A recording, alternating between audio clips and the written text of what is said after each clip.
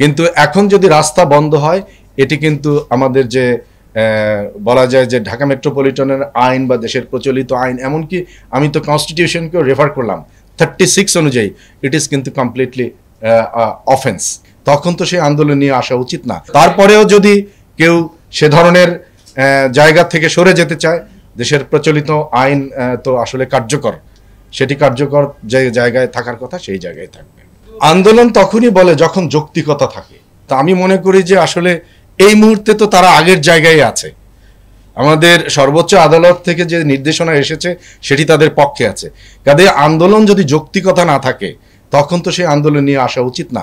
সে কারণেই আমরা অনুরোধ করেছি যে তারা যেন আর এই কর্মসূচি তাদের সহকর্মীদের বা তাদের যারা সাথে যারা আছে তাদেরকে যেন জানিয়ে দেয় যেন এটি না করার জন্য।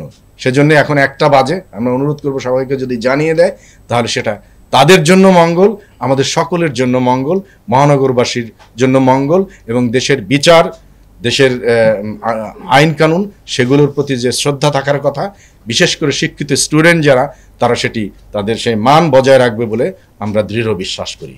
আমরা বলছি যে যেহেতু এই 10 দিন ছিল, আমরা কিন্তু তাদেরকে দেখেছি, বলা যায় যে আমরা আমাদের পেশাদারিত্বের সহিত তাদের এই বিষয়গুলো বিবেচনায় নিয়েছি।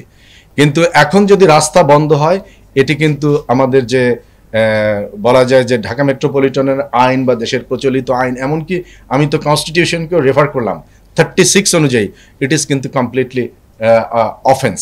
আমরা মনে করি সে অফেন্স করবে না, সেটা আমরা আশা করি।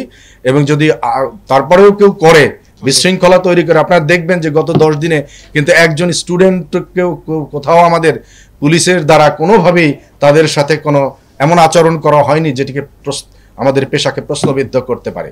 কাজেই সেই সম্মানবোধ যেহেতু তাদের প্রতি আমাদের আছে, আমার দৃঢ় বিশ্বাস তাদেরও আমাদের প্রতি, দেশের আইনের প্রতি, সম্মানিত মহানগরবাসীর প্রতি সেই বিশ্বাস তারা রাখবে, সেই সম্মানটুকু তারা দেখাবে বলে আমরা দৃঢ় বিশ্বাস করি। তারপরেও যদি কেউ সে ধরনের জায়গা থেকে সরে যেতে চায়, দেশের প্রচলিত আইন তো আসলে কার্যকর, সেটি কার্যকর যে জায়গায় থাকার কথা সেই জায়গায় থাকবে। দেখুন, আমরা বলছি যে আমরা তাদের প্রতি যে আমাদের পেশাদারি অ্যাপ্রোচ সেটি কিন্তু ছিল এবং সেটি আমরা পরবর্তীতেও রাখতে চাই।